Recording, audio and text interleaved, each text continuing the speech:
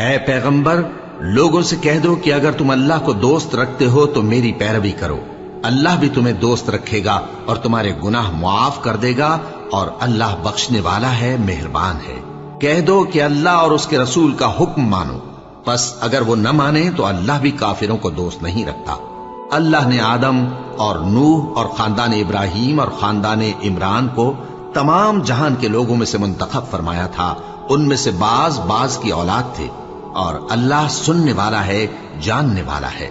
یہ میں نے آپ کے سامنے رکھا ہے فارمولہ، اللہ کی اطاعت جمع اللہ کی محبت۔ They go to make عبادت۔ یہی دو الفاظ آتے ہیں اللہ کے رسول کے لیے بھی صلی اللہ علیہ وسلم۔ اللہ کے رسول کی اطاعت یہ تو اسلام کا بنیادی تقاضا ہے۔ اطیعوا اللہ واطیعوا الرسول فإن تولوا فإن اللہ لا يحب الکافرین۔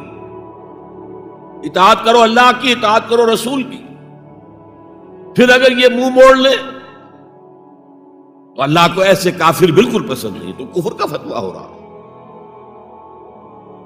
لیکن اللہ کے رسول کی اطاعت کے ساتھ محبت کو جمع کیجئے۔ میں نے ابھی آپ کو حدیث سنائی ہے، حضور نے فرمایا لا یؤمن احدکم حتی اکون احب الیہ من والدہ وولدہ والناس اجمعین۔ تم میں سے کوئی شخص مومن ہو ہی نہیں سکتا جب تک کہ میں اسے محبوب تر نہ ہو جاؤں، اپنے باپ سے، اپنے بیٹے سے اور تمام انسانوں سے۔ تو اللہ کے رسول کی اطاعت جمع اس کی محبت۔ اس محبت کے ضمن میں ایک واقعہ یاد آیا جس سے اندازہ ہوگا کہ کس قدر اپنائیت تھی، کتنا قرب تھا حضور کے اور حضرت عمر فاروق رضی اللہ تعالیٰ عنہ کے مابین۔ ایک مرتبہ حضور دریافت کرتے ہیں حضرت عمر سے، عمر تمہیں مجھ سے کتنی محبت ہے؟ اب آپ سوچئے، ذرا سا بھی مغایرت کا باریک سا پردہ بھی اگر کہیں ہو تو کیا یہ سوال کیا جا سکتا ہے؟ تو انتہائی قریبی شخص سے ہی کیا جائے گا، تمہیں مجھ سے کتنی محبت ہے؟ عرض کیا آپ مجھے دنیا کے ہر انسان سے بڑھ کر عزیز ہیں۔ فرمایا اور اپنی جان سے؟ اب ذرا سا توقف کیا حضرت عمر نے، الان ہاں اب میں یہ بھی کہتا ہوں کہ آپ مجھے میری جان سے زیادہ عزیز ہیں۔ تو حضور نے فرمایا اب آئے ہو مقام مطلوب پر۔ تو رسول کی اطاعت جمع محبت، اس کا نام ہے اتباع، پیروی کرنا۔ فرق کیا ہے؟ اطاعت کی جاتی ہے حکم کی، اور پیروی کی جاتی کسی کے نقش قدم کی، چاہے اس نے حکم دیا ہو چاہے نہ دیا ہو، جو وہ کرتا ہو کرنا۔ یہ ہے اتباع۔ یہ اطاعت سے بہت بلند شے ہو گئی۔ مثال کے طور پر یہ چھوٹی چھوٹی مثالیں، اصل اتباع کیا ہے وہ میں بعد میں عرض کروں گا۔ کوئی ایک صحابی بدو باہر سے آئے، ایک ہی دفعہ حضور کو دیکھا، حضور اس وقت اس حالت میں تھے کہ آپ کے بٹن جو ہے کھلے ہوئے تھے گریبان کے۔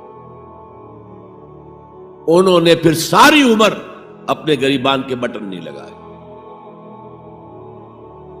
میں نے اللہ کے رسول کو اس حال میں دیکھا ہے، میں تو ان کی پیروی کروں گا، حضور نے کوئی حکم تو نہیں دیا تھا۔